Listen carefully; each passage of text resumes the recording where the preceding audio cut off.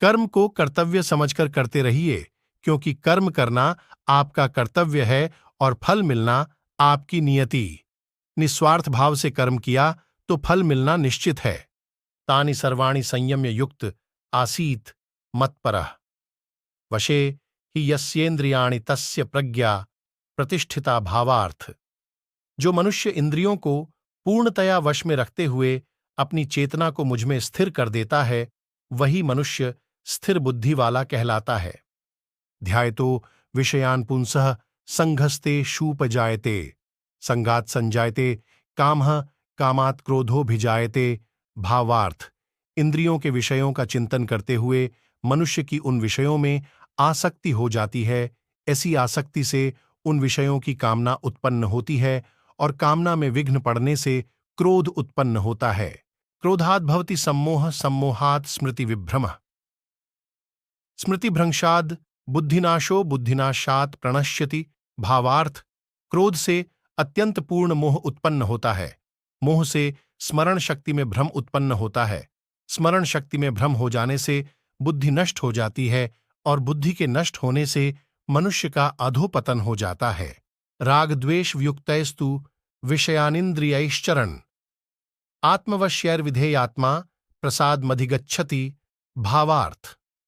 किंतु सभी राग द्वेष से मुक्त रहने वाला मनुष्य अपनी इंद्रियों के संयम द्वारा मन को वश करके भगवान की पूर्ण कृपा प्राप्त कर सकता है। प्रसादे सर्वदुःखानां हानिरस्योपजायते प्रसन्न चेतसो ह्याशु बुद्धि पर्यवतिष्ठते भावार्थ। इस प्रकार भगवान की कृपा प्राप्त होने से संपूर्ण दुखों का अंत हो जाता है।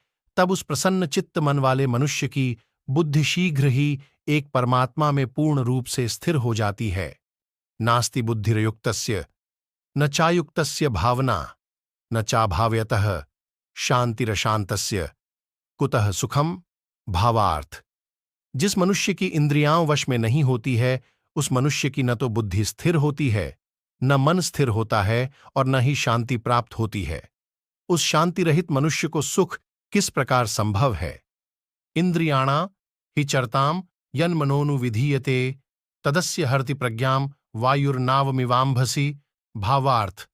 जिस प्रकार पानी पर तैरने वाली नाव को वायु हर लेती है, उसी प्रकार विचरण करती हुई इंद्रियों में से किसी एक इंद्रिय पर मन निरंतर लगा रहता है।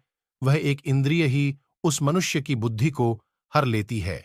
तस्माद्यस्य महाबाहो निगृहीतानि सर्वशः इंद्रियाणि इंद्रियार्थेभ्यस्तस्य प्रज्ञा प्रतिष्ठिता भावार्थ।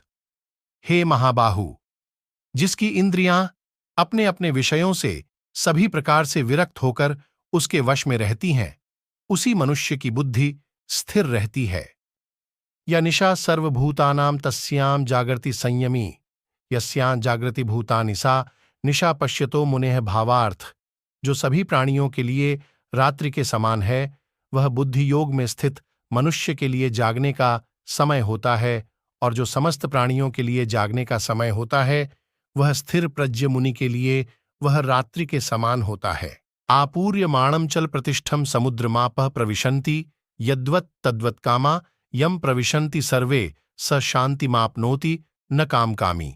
जिस प्रकार अनेकों नदियां सभी ओर से परिपूर्ण दृढ़ प्रतिष्ठा वाले समुद्र में समुद्र को विचलित किए बिना ही समा जाती हैं, उसी प्रकार सभी इच्छाएं स्थित प्रज्ञ मनुष्य में बिना विकार उत्पन्न किए ही समा जाती हैं।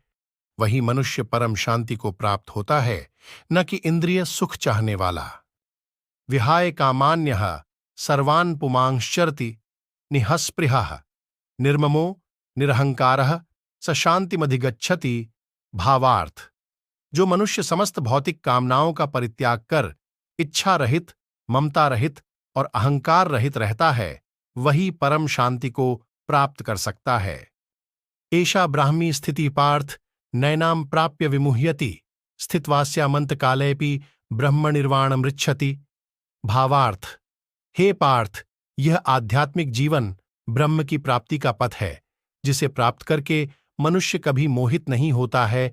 यदि कोई जीवन के अंतिम समय में भी इस पथ पर स्थिति हो जाता है, तब भी वह भगवत प्राप्ति करता है।